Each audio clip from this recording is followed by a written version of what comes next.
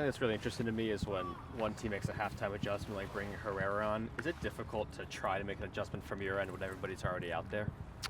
Well, I think it's our job to do that.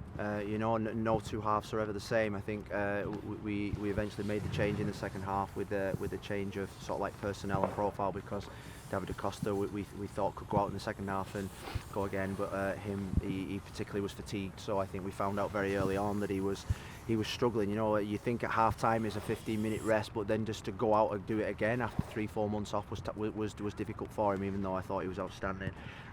It's our job to change. It's our job. It's like a chess game to be ahead of the the tactical battle. Thought in the first half we did that. In the last 10-15 minutes of the game we did that. We lost a 20-minute period in the start of the second half when we didn't execute the game plan that we wanted.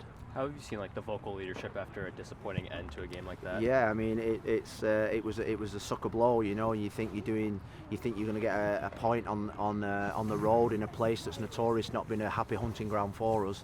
It's the way that it seems to be trending at this moment in time, but we can't feel sorry for ourselves. We can't sulk around. We can't play the pity. We can't play the pity card. We've just got to keep working. You saw the intensity of the work this morning. We want to get that good feeling back. The good feeling will resonate through the whole club, and we're all working extremely hard to do that. You saw some of the results at the weekend. There's some real freak results in the league. We're not overly we're not getting so down that we're in a state of sort of like real disappointment, but we're really frustrated with the way that the first 3 or 4 games have gone. One area where the team did seem to improve was on set piece defending and also attacking set pieces. What work was done in last week, and has that work been continued into this week? Well, I mean, we're working every day on every aspect of our game.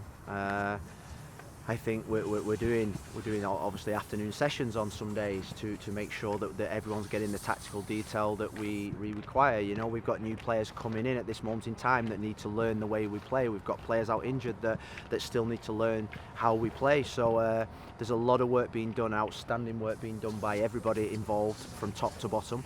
And I always say to them that you keep putting that good work in, you'll get your just rewards, and it always changes, it always turns, and we've got to believe that this weekend it's going to turn. And I fully believe that. I know that it's a game that everybody's looking forward to, especially the people on this training pitch. Could you provide an injury update? I saw that Juan and Alex are still training on the side there. Is anybody going to be able to be back this weekend?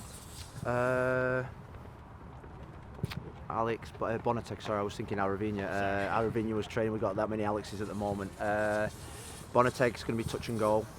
Juan, I don't think will be back, but he's back out on the training side. Anthony and Bassett weren't back with us today, but we have got an extra day, so that's gives us an extra day to obviously give them an extra time to get back. We need all our players back. We need Jose Caicedo's visa to come through. We need Bassett. We need Bonatec, we need Caicedo, we need Bassett, we need Mosquera, we need Fernandez, we need McGrath, we need all those. That's our depth. And you look at some of the second half sort of like results, but if you divide the first half to second half, our second halves have been disappointing, and you look at the strength in depth at this moment in time, it's not quite what we want. It's not an excuse, it's a fact.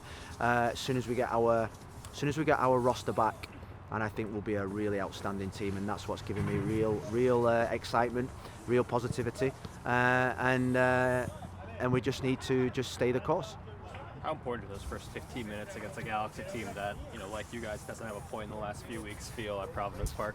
Well, I feel like when you're in a situation like we are, the first goal I think is crucial. I think the first goal gives everybody confidence.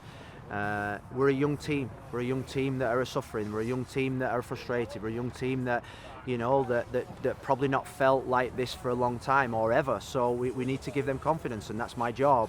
The work that they're doing, and we believe in the work that we're doing. That if you work the way that we're doing, and we continue believing in what we're doing, then the tide turns very quickly. And my feeling is it'll turn very quickly. You just mentioned first goal. Christopher Velders' first goal in this last game. How has he been reacting on the training field after that? Well, I think it's massive for him. It should have been 2 really with the penalty, but I think it's massive for him. He's a big player, special player for us. Everyone in the whole organisation knows how his quality is, and we need to support him more. We need to support him better. We need to give him better opportunities. We need to give him better circumstances to win games of football, and this weekend we'll do that.